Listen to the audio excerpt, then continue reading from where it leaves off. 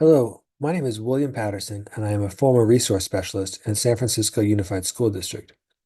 During the last 2 years with the district, I was the co-chair of the Special Education Committee for UESF, the United Educators of San Francisco, our district union.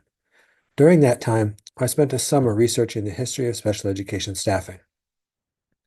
This presentation attempts to present in a digestible way everything I learned about caseload and class size history. This video just tells what happened. If you want a deeper dive with citations and documentation, please watch the playlist linked in this video's description and at the end of this video. Very briefly, there were three separate settings where a student could receive special education services between 1978 and 1993. The Resource Specialist Program served students with mild to moderate disabilities. At that time, these were primarily students who were dyslexic, had dyscalculia, or other learning disabilities.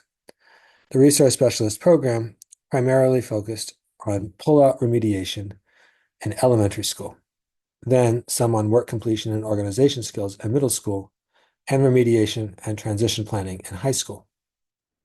That is a gross oversimplification, but it gives you an idea of the program. Now, if the learning disability significantly impaired learning and the student had difficulty meeting general education requirements, there was another option. The system segregated these students in special day classrooms. A special day class was held in a special day classroom. The student to staff ratio in a special day classroom was higher than in general education classrooms, so it was seen as a place where students could remediate while getting support to meet grade level standards. Students would receive high dosage math or literacy intervention while having heavily scaffolded lessons presented to them. A third setting was the moderate to severe special day class, then called severely impaired. For the most part, students here were assessed, and it was determined that they needed life skills, social skills, and other special education needs, and only basic academic support. In the past 40 years, we have learned that early assessments often proved false, as some students placed in these classes, in fact, went on to earn college degrees from schools like Stanford. So it was an imperfect, yet highly efficient system, and it segregated students on campus. Beginning in 1993, SFUSD began a program of inclusion services.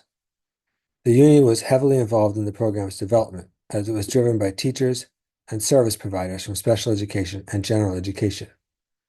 Again, let me click through the three classes we had. The inclusion program implemented in the period favored including students with the most severe impairments, to use the language of the day. Briefly, inclusion exists when a student with special education needs is enrolled in a general education classroom and receives the majority of their education in the general education setting. This program strictly capped the caseloads at the same level as SDC classrooms and intentionally did not blend with the RSP program. This was all laid out in board-approved policies and union contracts. So the caseload for an inclusion teacher with any moderate to severe student with moderate to severe disability would be capped at the same level as a special day class for all moderate to severe students, even if some of the students on the inclusion teacher's caseload would have been placed in a special day class for mild to moderate students. In 2009, there was a financial crisis. In addition, there were several parents who wanted to see the inclusion program expand more quickly to every school and every student with an IEP. Special day classes, they argued, should be the option of last resort for everyone. Finally, a state takeover in 2010, which required that special ed correct 21 violations, further motivated people to change. These pressures to save money while expanding services motivated the findings of an independent audit published in September of 2010.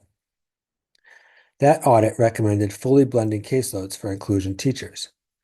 Note the labels on the left are now by grade level, and the recommended caseloads were for 10, 12, and 14 students in elementary, middle, and high school, respectively. The report also specified a lower paraeducator ratio, eliminating the second paraeducator that inclusion teachers had relied on to deliver services in multiple general education classrooms at once. This report was used to convince general education teachers who were negotiating the class size section of the contract to eliminate protections of the inclusion program in favor of this approach. That would prove to be a disastrous agreement. By 2012, with the new union contract, the class sizes started to include 4 scenarios, with the inclusion teacher covering all students with IEPs at their site, but with a caseload and parent allocation equal to a resource specialist. Fortunately, the protection in the contract about not reducing staffing did protect the number of special education teachers. So for a brief window, caseloads remained relatively low for resource specialists and were not too much growth for inclusion teachers, at least on paper. The reality was that with blended caseloads, teachers were expected to be in more places, providing a greater variety of services. So even with an average inclusion caseload of 18 students, it was difficult to provide all the services specified in the IEP. Fortunately, though, paraeducators were also not cut because of the language in the contract preventing a reduction in staff. So with paraeducators, there was still a lot of staff to go around. A lot of things happened between 2012 and 2019. The most significant was the hiring of Stetson and Associates, a consulting firm and a budget analyst in special education who was hired to find efficiencies, i.e., cut staff or increase caseloads. The shift to the inclusion teacher model happened around 2014. 111 SDC classrooms were closed and 111 RSP positions were open, no reduction in staff. Then in 2016, nearly 70% of the paraeducator workforce was let go. I find this hard to believe myself, but it was the data provided to us by the district and the Freedom of Information request, and it matches the experience of department chairs at various schools. It was a huge cut. But another thing happened that I'm not sure the district has counted on. Special education enrollment increased by 1,100 students. That meant an average increase of 5 students per caseload, bringing the average caseload up to 23, more than twice the recommended size in the Urban Collaboration Audit report produced 10 years earlier. And that caseload of 23 often grew to 28 or more by the end of the year. A new allocation table was developed in 2019. It set caseload targets, not limits, for the beginning of the year. Recall that caseloads grow during the year. What this meant in practice was that former inclusion program teachers like Cindy Sawchuk at Washington High School now had to teach an inclusion practices caseload of up to 22 students. Washington High School was faced with 2 illegal dilemmas. Ask Cindy to hold IEPs and move her students back into special day classes, illegal. Or 2, increase Cindy's caseload to 22 to 28 students, which would be an impossible caseload to serve with just one paraeducator, illegal. Even if Cindy kept her program, someone would need an unmanageable and likely illegal caseload. And that's what happened. So it would be illegal and immoral to return students to special day classes, but staffing was unable to keep up with the service needs of students. Teachers often got called out of services to address behavior concerns by students whose IEP services were not being met. In many cases, IEPs were adjusted to provide a level of service that would not even have been appropriate for a resource specialist in program in 1992. People had IEPs with 90 minutes of SPED services a week. This was all an effort to stay in compliance, but it forgot that compliance involved 2 other criteria. 1, that a student make adequate progress on goals, and 2, that progress be appropriate for that child. That is, that goals be rigorous. The resource specialist program position was no longer a resource specialist, but it was not an inclusion position either.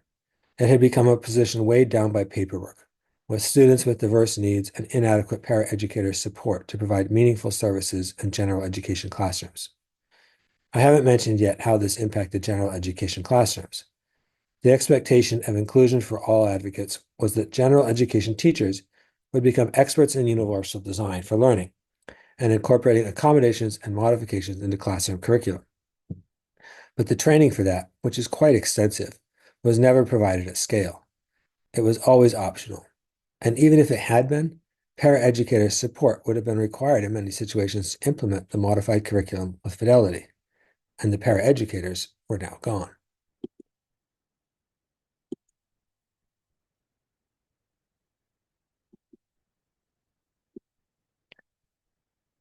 This concludes the special education class sizes and caseloads in SFUSD. To learn more about this history, please watch my extended history series at the link in the description. It's over an hour long, but it details and documents each step in this process. If you would like to reach out to me, my email address is william.patterson.tutoring@gmail.com.